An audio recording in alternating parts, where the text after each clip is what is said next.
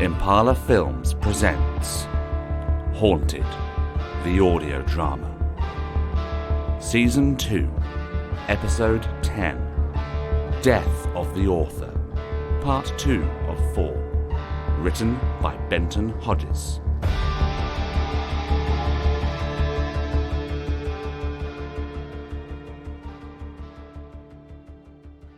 Blue spotlight, downstage left.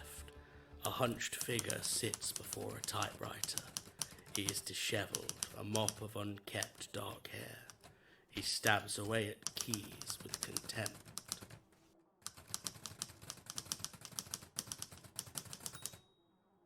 A blank page, a gift or a curse. An empty slate to be filled with verse. A story of the ages. Perhaps a poem or a sonnet. On the void's tablet, what will be upon it? Classic or forgotten, a trendsetter to be left rotten. Beyond its time, a modern tragedy.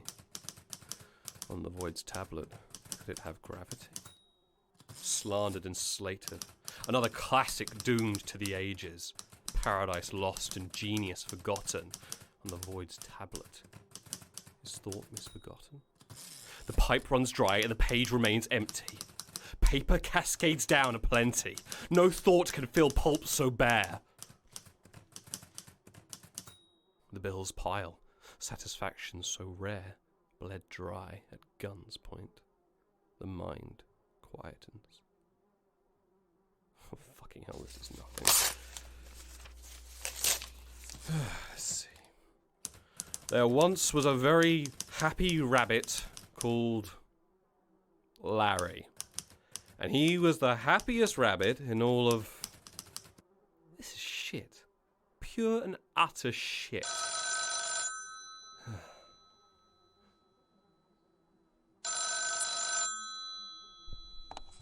John speaking. A yellow spotlight, upstage left. The figure is female, seated at her desk, phone in hand. John, how's my favourite client? John's agent, Melissa Black, aged 25, a driven upstart in the industry, destined for greatness. At least she could have been. I'm your only client, Mel. Still my favourite? And by that logic, I'm also your least favourite. Well, that depends on how that manuscript's coming. John? John glances at the pile of paper spilling out of the waste paper basket. Closer than it was last week. Can I get a page count? A few hundred now, I reckon. I haven't taken the bins out yet.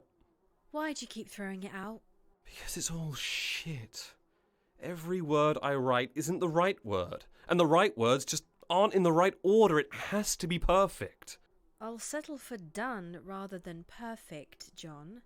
Yeah, and done will be a great selling point on my seminal novel. What do you have so far? A shitty poem and a story about a rabbit called Larry. And? And he's a very happy rabbit? So, it's a kid's story now? Well, it's a burgeoning market. You have 2 weeks, John. Or we're dropping you. Please.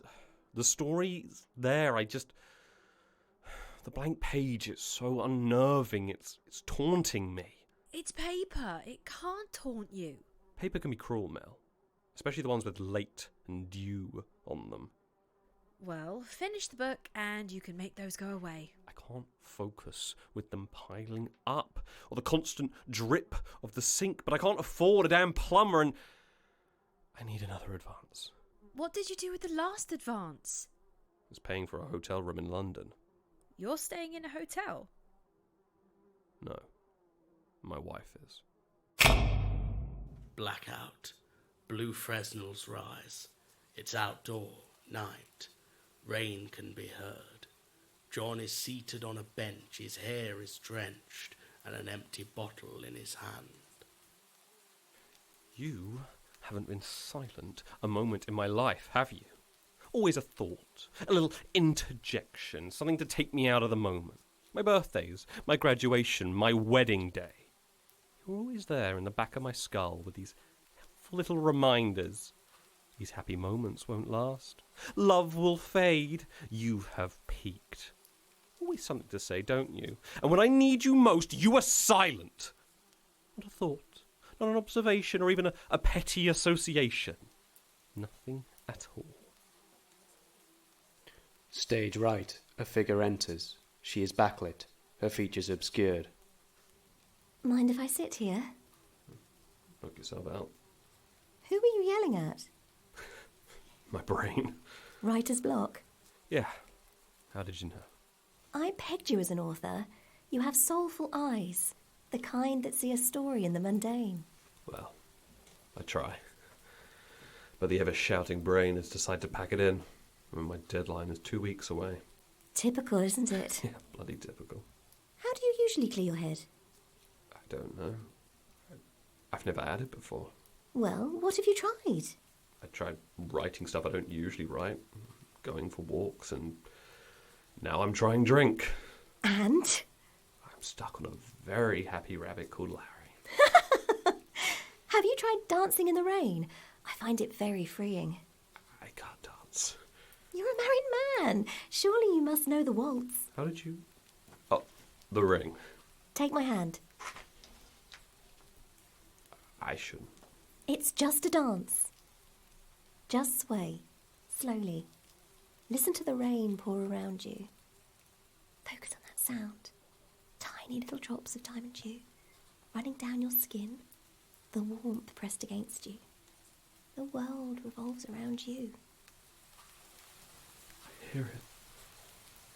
It's so beautiful. So simple, so pure. Brilliant and flawless little drops of dew. Can you feel it? The universe weeps for you, John.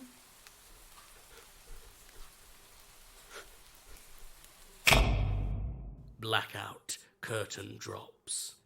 Soft glow floodlights illuminate John's flat. The sun has finally risen on John. He rouses slowly, another form in the bed behind him. He moves to the typewriter, center stage. Yes. Yes! The glow dims to show the passage of time. John continues to type. Metis wakes, still only a silhouette. Morning! Oh, sorry, did I wake you? No, I found it quite soothing. I heard the keys in my dream, so I take it the block is unclogged? Better than unclogged. The pipe has never been as clear as this. I can't stop writing. I mean, look at me. I just can't stop. Well, I'd hate to distract you from your breakthrough. You won't, I promise. Well, tell that to Samuel Taylor Coleridge. Beautiful, insightful, and well read. Where's the catch? There's only a catch if you look for it, John. Fair enough. I'd offer to make you breakfast, but I don't think I have anything in. That's all right. I should be getting off anyway. Why? What? Sorry. I mean, why the rush? The day is so young. Well, I can't spend the day in bed. Of course you can. We'll order something. Please, don't leave. Okay, but I pick what we order. Of course. Whatever you want. Upstage left, a light slowly grows. It is Melissa's office. She has a manuscript grasped in her hand. Yes, I'm looking at it now, John. A day before deadline, too. Nope, it's great. Get your suit measured because every literary critic from here to New York is going to want an interview.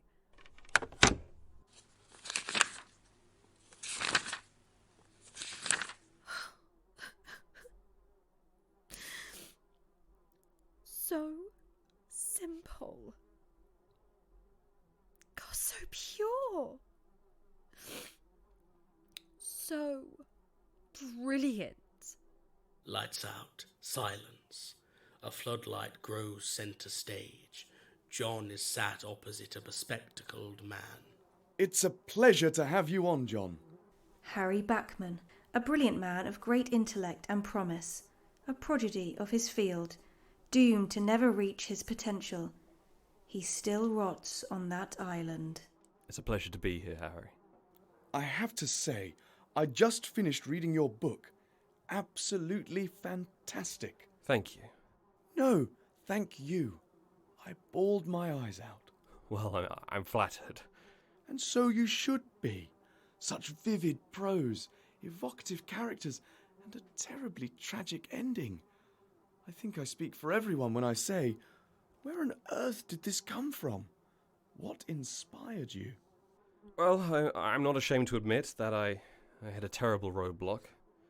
I almost packed it in and threw out the typewriter, but it's only the good graces of God that I sit here.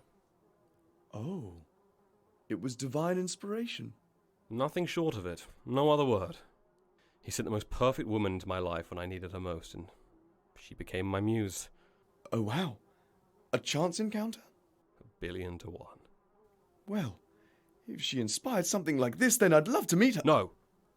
Sorry, I didn't... I mean, she's very shy with this sort of thing. I could ask her, but who knows? Right. Well, I think I need to ask the burning question, the one that's all authors dread.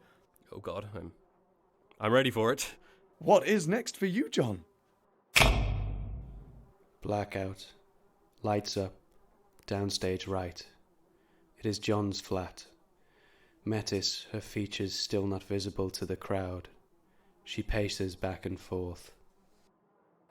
I'm home! Oh, thank God.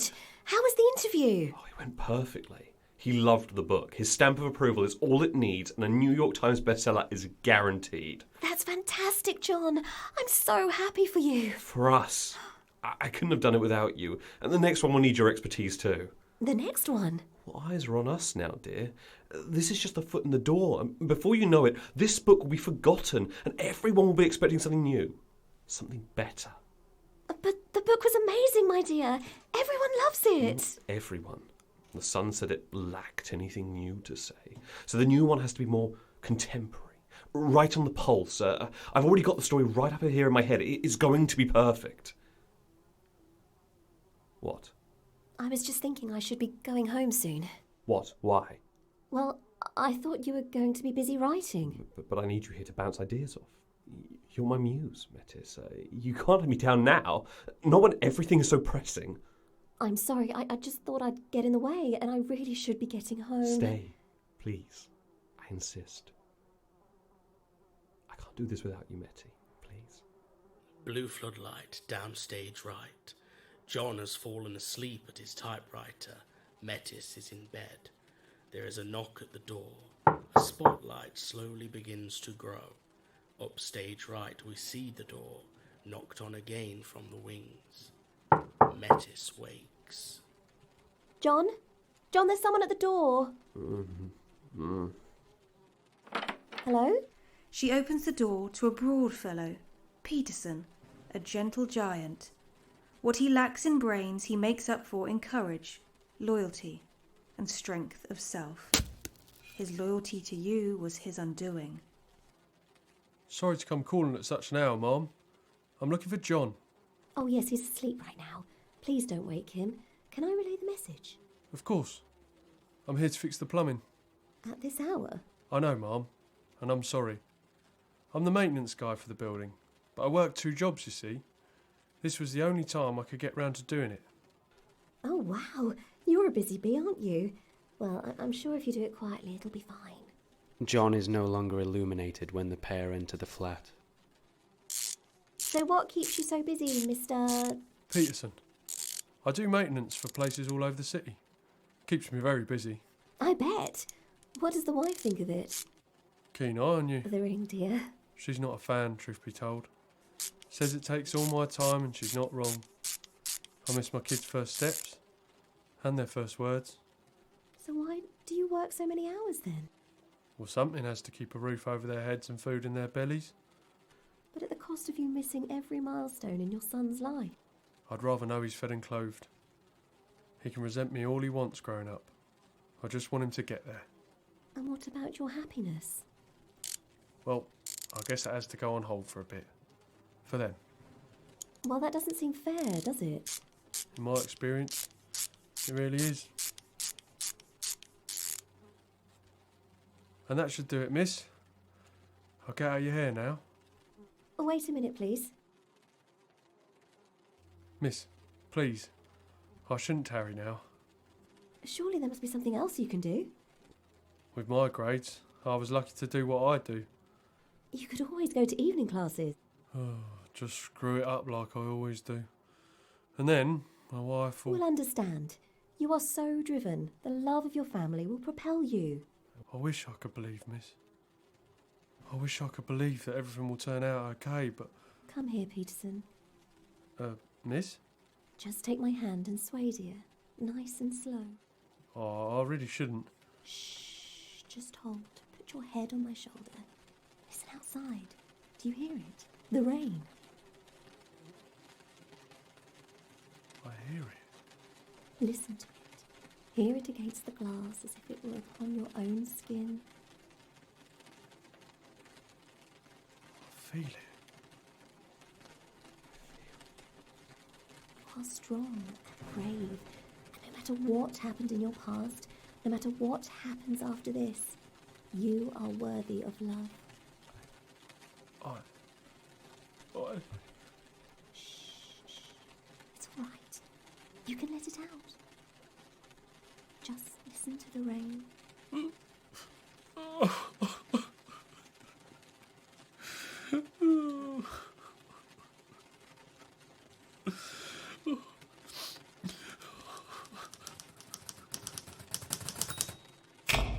Blackout. A spotlight grows up stage right. It's Melissa Black's office. Her desk is littered with letters, a new manuscript in her hands. Yeah. Yeah, I'm holding it right here. It's fantastic, John. When can I have the rest? Uh-huh. Yeah. You can have the advance right away. But the check from the last book should be in the post too. Uh-huh. Well, I don't know what you're doing differently, but don't stop doing it. As she hangs up, the floods raise once more, revealing John's apartment in disarray. Metis has been chained to the table by her ankle in the corner. Please, John, this isn't necessary. It is, Metis. I'm sorry. I owe it to you, me, and the world of literature to not end this. I'm so close. The perfect story is just in my grasp. But why do I need to be chained? Because you are my muse, Metis. You are so perfect. And if I could just capture an ounce of your essence in this story, all of the suffering will be worth it. When the story is done, I will free you. I promise. But I can't have you being anyone else's muse, can I? What do you think of this bit? I've kept it on the pulse so those Luddites at the Sun can't complain that it doesn't have anything new to say.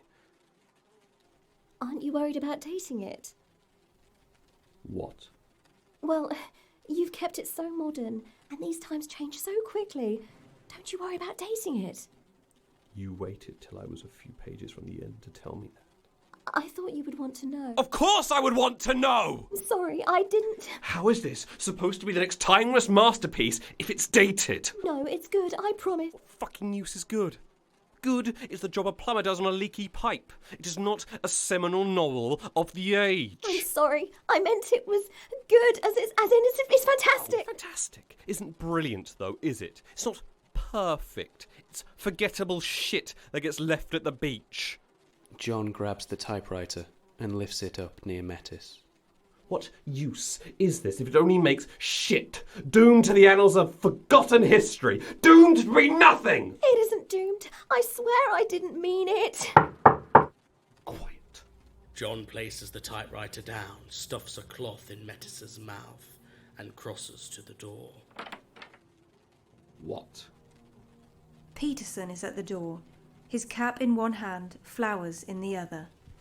Oh, sorry to drop in. Is your missus in? No, she's out. Oh, sorry. I thought I heard her voice. Oh no, these walls are thin. Must be the neighbours you're hearing. Right. Do you mind if I leave them here for her?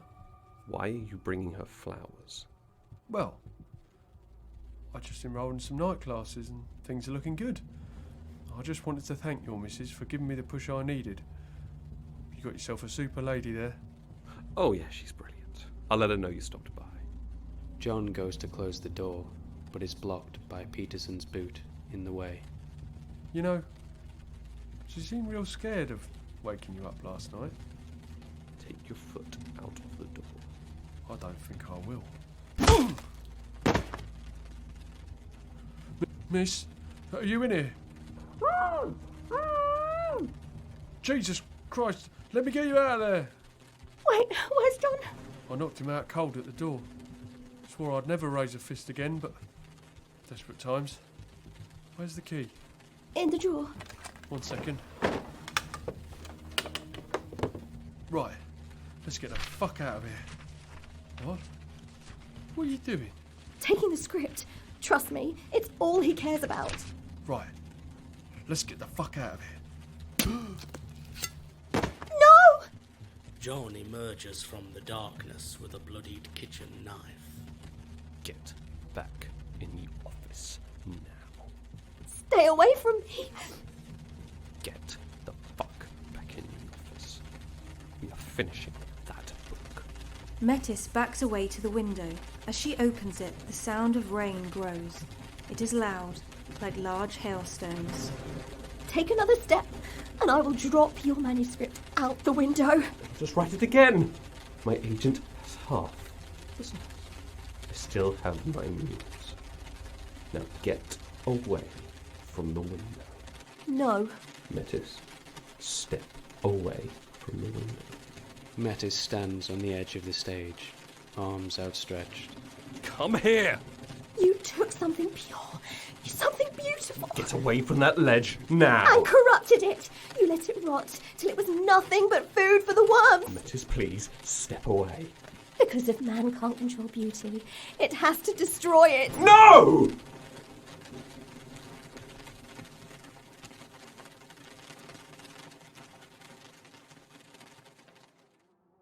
Blackout. Darkness encompasses the stage. Slowly the lights rise once more, the actors in a line. They are silhouetted as they take a bow. Slowly they began to stand and filter out, leaving us at our table, alone. Well, that was... Really good. It was, but hardly worth all the secrecy fuss. At least the bartender can make a good Manhattan. Speaking of, excuse me. Oh, great, the staff have dipped out for a cigarette or two. So, what do you guys think? Supernatural, yay or nay? I don't think it was anything supernatural. But maybe we should ask the actors. They've probably spoken to the playwright. Well, it looks like this is the only way out. Should we wait? Yes, I'm not leaving till I've had another drink. Half an hour and not a whiff of good service. You should do the Yelp thing, give them hell. It's funny how close you get to sounding like a real human sometimes. It's like Uncanny Valley. I've tried to educate him, but I gave up after he called it the YouTubes. Seriously, no service whatsoever. Hello, I'd like another drink, please. The actors must be coming out soon. I mean, how long would it take for them to change out of those clothes? Yeah, I mean, they weren't exactly period piece costumes with 12 layers of ruff and a wig. Right, this is serious now. I'm going to take a bottle and leave the adequate amount on the counter. Seems fair? Oh, stay focused, James. You guys don't think it's weird that we've been left down here alone for half an hour and haven't seen anyone? Maybe we should pop backstage and congratulate the actors. Dan, why don't you go and look for the staff? Alright. Shall we? I clambered onto the stage and made my way to the back, pulling the heavy black curtains apart to peek behind. Besides a few chairs, it was mostly bare. Nodding to Abigail, I slowly moved towards the door on the far side that I presumed led to some corridor, or perhaps straight into a green room. Hello? Actors? Sorry, thespians. I nodded to Abigail, who grabbed the door handle and quietly opened it, confirming my suspicions. The door led directly to a small room with a loose smattering of chairs. On the right-hand side of the wall was a long mirror and a dress stand beneath it, presumably for applying hair and makeup finishes. It was coated in a fine flaky powder. Above the mirrors was a row of tiny windows, barely large enough to fit your hand through, each one slightly ajar. On the far side of the room was another door. I moved over to the makeup stands and looked through the bags and brushes, finding nothing untoward. Oh, gross. What? Look, the food is all full of maggots. Ugh, look at the size of those buggers. That is going straight in the bin. Oh, so gross. Oh my god. Well, this is just a bathroom, no fire escape. So where did the actors go? We definitely couldn't miss them if this was the only exit. Curiouser and curiouser. Is it me, or is this whole scene missing something else? Or what? Well, I'm not familiar with actors, but is it strange that there isn't a single copy of the script here? Well, I mean, they're all word perfect. Yes, but you're telling me that not a single one of them wanted to refresh their memory before the big night. I mean, look, there's little evidence that anyone was even here. No costumes or personal effects, and the only food is a wriggling mess, and not a single shred of evidence that anyone has been back here in forever. Let's see if Dan has found. Anything? We were about to ask the same thing. No sign of the staff or anyone in the audience. What about the actors? Nope. Nada. So everyone involved in this production just up and left. It's official, my curiosity is fully piqued. Abigail, where are you going? The guy doing the lighting cues back here, he wasn't with the production team, was he? No, he had one of the venue shirts on. Well, then I bet he had... Voila, a copy of the script. Oh, Abs, you genius. Fantastic. What's on it? Beautiful Rain by Oscar DeWitt, LITB Limited, 32 Soho Avenue. That must be his address. Yes. So, what do we do about the missing people? Well, I got two of their names on the way in, Tom and Sarah. They were local students here. We can keep an eye out for them on any missing persons reports. Okay, well, come on, let's get out of here. This place is giving me the creeps. Wait, shouldn't we call the police? And say what? Help, I saw a play and now everyone's just up and gone. Yeah, I guess that would be a hard sell. And would probably result in us being fined for wasting police time. Or perhaps thrown in a loony bin. We tend to call them mental health care homes these days. Ugh, way to take the gravitas out of the lexicon.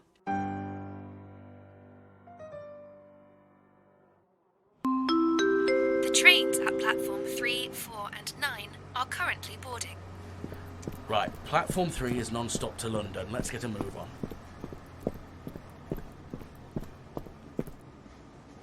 What's wrong? Look, over there on the other platform. What is it? It's Tom and Sarah, the uni students. They're boarding that train over there. What are they doing getting a train out of the city? Their university is in York. Look, there's the bartender from the club too. What the hell are they doing? Well, they could be going on vacation. Without any luggage. No, something's wrong. Hey! Hey, wait! Tom! Wait! Damn it. Right, where is this train headed to? Scunthorpe. James, we've got to get moving. Right, I'm coming.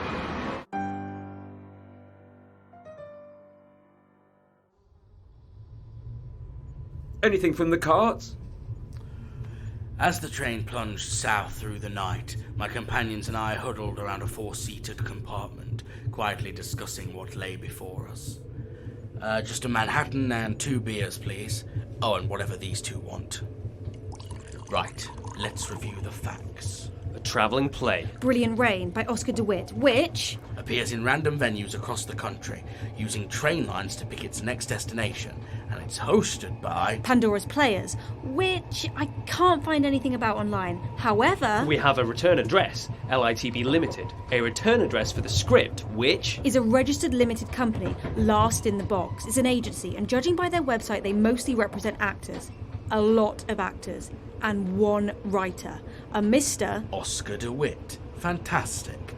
And the play in question is a study of the danger of the pursuit of perfection. I thought it was about toxic relationships. No, it was all about the dangers of putting someone on a pedestal. Agree to disagree, but it was a well-written affair.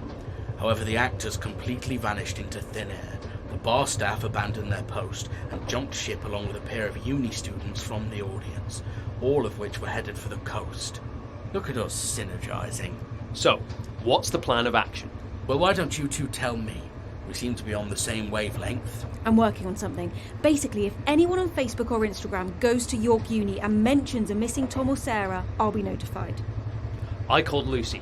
She's looking into all the business records of Last in the Box. Directors, associated companies, the whole lot. And when we arrive in London, it will be like 2 a.m, so I've booked us a hotel. And first thing in the morning... we go visit this address. I like it. Right, let's smash this case wide open.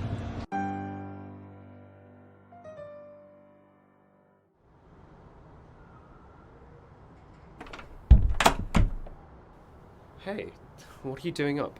I couldn't sleep. Let me guess. The play? Yeah.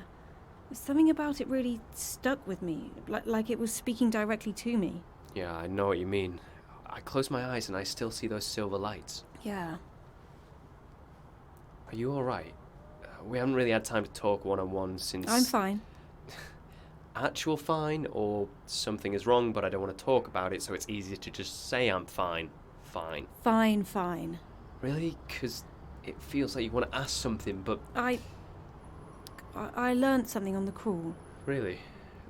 About what?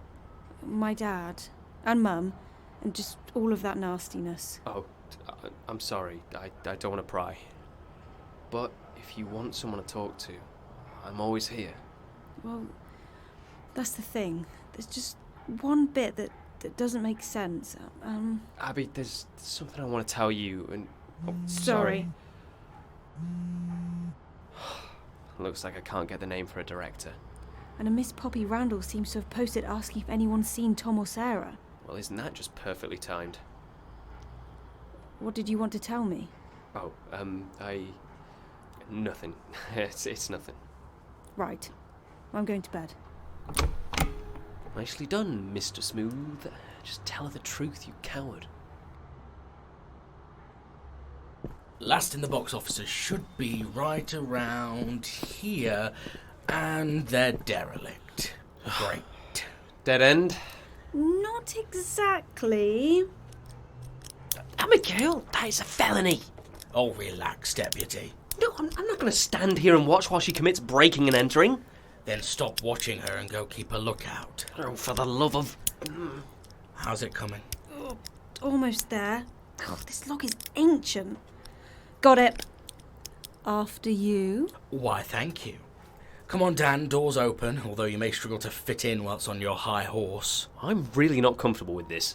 Oh, get off the cross and up the stairs. Abigail. Look, only today's mail. Someone must be collecting it regularly. Well, perhaps we should wait in ambush then. I'll stay here and keep an eye on the door. Completely empty. Who has money to buy an office space in London and then not use it? Billionaires. Yep. This has money laundering written all over it.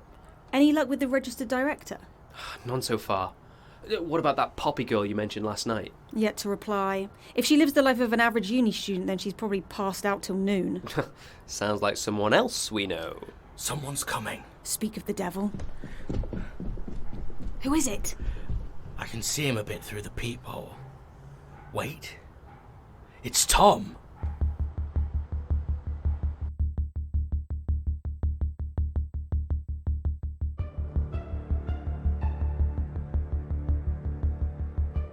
Starring Jamie Evans as James Hunter, Isabella Barbieri as Abigail Corbin, and Luke Hunter as Dan Cowell.